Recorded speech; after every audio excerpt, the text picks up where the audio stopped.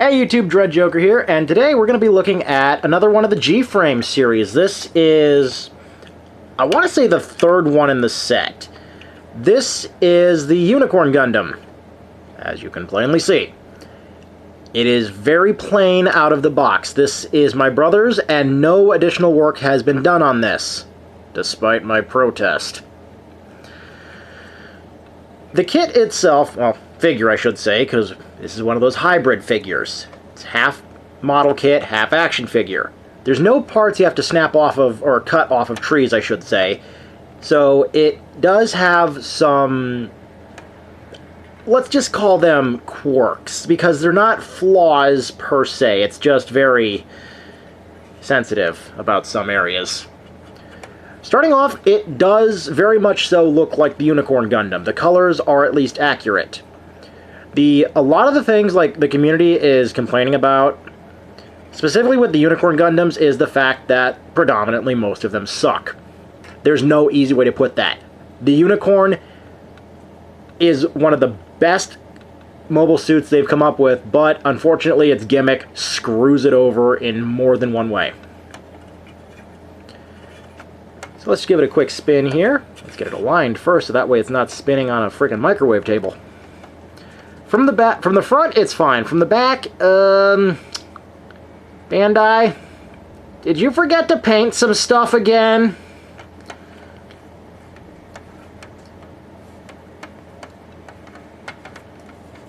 But it is pretty good. It has its standard loadout of the beam magnum. Very nicely detailed beam magnum. That's like the one thing I can say. All of the weaponry on these kits is very nicely detailed. I wish it was very nicely painted, but what are you gonna do? You've got the handle there, which does nothing. This whole thing is molded in one piece. You've got the scope. Needs painting. You've got the ejectable magazines. Sorry, molded magazines. The entire kit has ball joints everywhere except for the elbows, which, as with all the G-frames so far, it's a bit of a trade-off. They have one joint at the elbows, but the cost is they have articulation generally better than that of the master grades. Allow me to demonstrate, because this kit's even better than the high grade, which we will bring in later so I can just make fun of it. Starting off with, let's just do the details first. Bandai, another thing. Why is the Unicorn drunk? Seriously, he's got some severe red face going on here. I know your spray guns can only do so much, but couldn't you aim up a little freaking higher, please? Also, why is he derping on this side? Did the Unicorn have a stroke? I don't know how this works, but come on, guys. Meet me in the middle. Although I think they did, because the V-fin has been beautifully painted gold on one side and not touched on the other, making this actually accurate for a change. The beam sabers come painted. Didn't really expect that, but okay, that's a nice touch. The head, very nicely detailed for the size that it is. It's about the size of a marble. Fully articulated. Cannot do a 360. Well, actually it can, but again, I would not recommend it. The V-fin is a separate part. And if my brother's taught me anything, it's be careful with V-fins. We have a bunch of unicorns between us, and I think, you know, go back the other way. Then his head it doesn't want to do a full 360. It can go one way or the other way, it just doesn't want to turn all the way around for some reason. Probably some voodoo magic. The body is on a double ball joint, so you have an upper ab crunch if you can ever get it to work. Oh, you kind of have to do it with a little giggity. It does it somewhat. But the majority of it's coming from the lower joint, and yeah, this has a little too much clearance here. There's gaps all over the place. So you're going to want to keep him hunched over a little bit, or up on an action base so he's not really going to do anything. Individually molded skirts, which are always a plus, because these are a nightmare to work with when separating and keeping them actually tight. If you are not a fan of seam lines, This one has the worst seam lines I have ever seen running down the legs. Because the armor, you put it one side on and then you snap the other side over it on top of the frame. And then on this one specifically, you would attach this piece to the back. But let's check out these legs now, shall we? Let's zoom out so we can get a good look at them for the articulation. Number one, the ankles. Massive bends out of the ankles, unlike the rest of the Unicorn series. You can go very far down, very far in, but this likes to split the armor even more. So don't go very far unless you seal this. Going the other way, it gets pretty far out there when it comes to the articulation. If I had a stand, I could have him do a little bit of a drunken walk. But no, not tonight. The knee bend, as with the Sazabi, it has a double-jointed knee. This is incredibly good on this one. With the Sazabi, I forgot to mention it, but the Sazabi, as far as the figures go, is the only one so far that I've seen, at least from Wave 1, that has its own custom inner frame. So it looks like they made 2 advanced frames. This frame is shared with the G-frame New Gundam and possibly every other Gundam type frame in the series. The Sazabi is possibly going to be the Zeon type frame or any non-Gundam suit. So it may be that they just did 2 frames for 2 different fractions? Yes, fractions, numbnuts. They're doing it for 2 factions. Now that my grammar is working correctly, let's get back to the legs. So if you're bending at the upper knee, it only goes about 90 degrees. Same as the high grade, well actually I can't even say that about the master grade. Master grade wishes it could get to 90. But you got some little bit of wiggly waggly bit back here and it goes way up.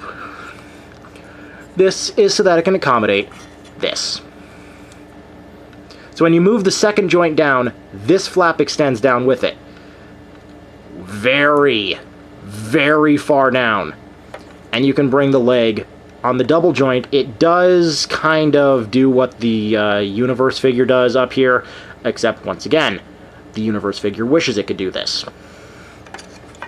I do not have the Gundam Universe Unicorn. I do have the Universe Wing, however, and that review will be coming as soon as I dig out some of my older Gundam stuff, because I don't feel comfortable comparing that to a modern model kit. It's not fair to the figure.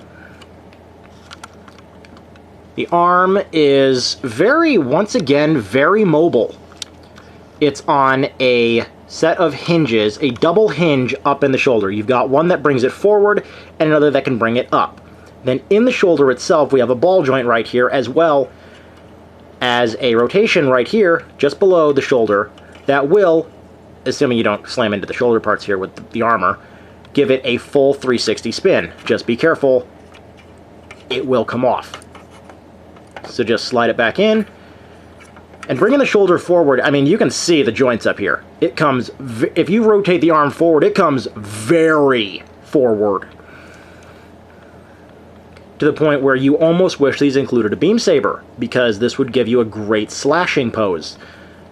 Nope, not included. I don't even think they make them for this. That being said, if you have a universal unit, you might, and I wouldn't recommend it, be able to give it the beam saber or anything like that with a little bit of modification. Shoulder can go very far up once again, so it can kind of do the last shooting, but actually, you know what, let's do it with the correct arm this time around.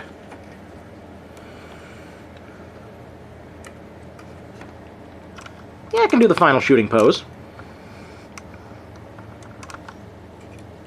Nice big range there. Ball jointed wrists can do pretty much everything a ball joint does. It goes left, it goes right, it rotates, it wiggles. It's a ball joint. Elbows. A little over 90 again. I'd probably say 103 degrees here, maybe. Another massive seam line going down the entire length of the arm. And once again, Bandai, if you're listening, and I know you are not, finish your freaking job, man! Don't just paint half of it. At least the front half. I know we're not going to display our figures facing a wall, but come on. Don't make us do all the work for you. Also, he's got all of his thrusters here. Nice bit of work, except they aren't detailed at all. Feet, very nicely detailed. I will give them credit. These are actually the right color, unlike the Perfect Grade's Screaming Blue. I have not seen that shade of blue in a long time, and I'm hoping never to see it again. Especially on something this white.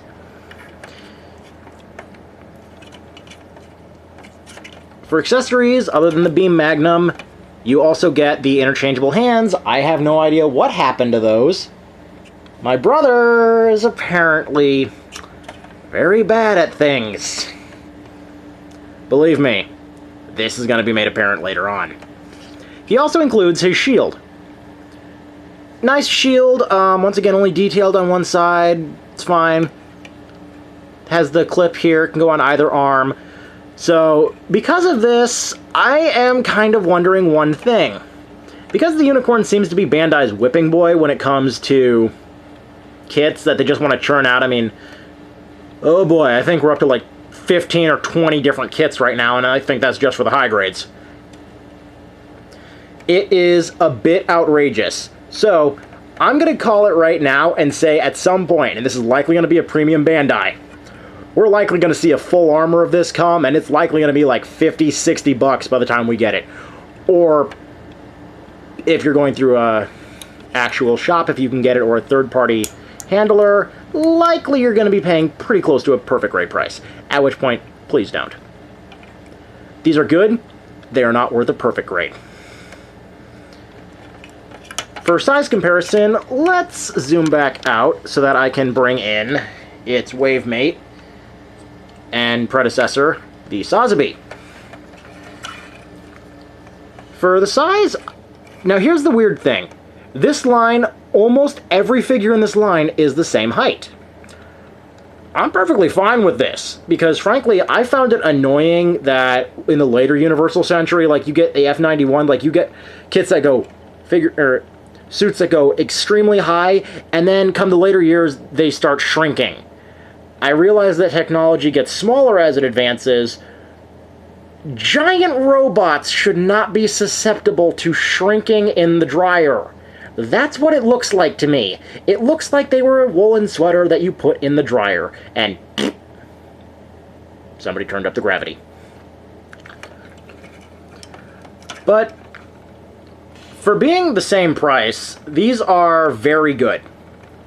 And as for that size comparison and quality thing I was telling you about, let's get Char out of here. Don't worry, Amuro's going to kick his butt later.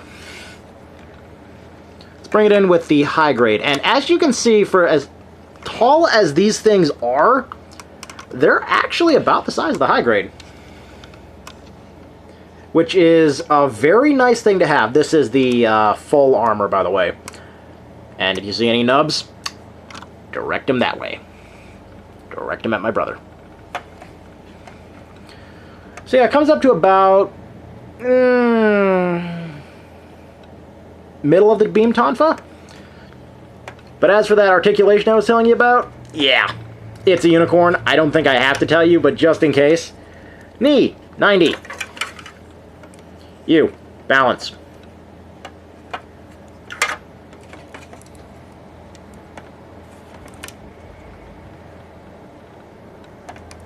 I will pay you $1 million just... There we go. You had one job, Benager.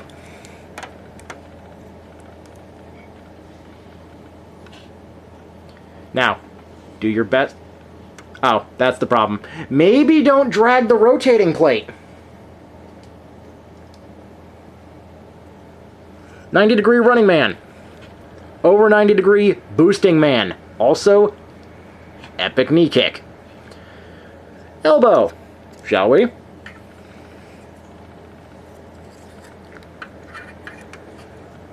Can go a little bit over 90. Elbow. Barely over 90. Head. Okay, it has the giggity giggity. That's the one thing I'm giving it. Giggity giggity. Beam saber's removable. Whoop-dee. It's still the high-grade unicorn. Whipping boy. And as far as balance goes, these are very well balanced figures, if I can ever get my turntable to stop rotating.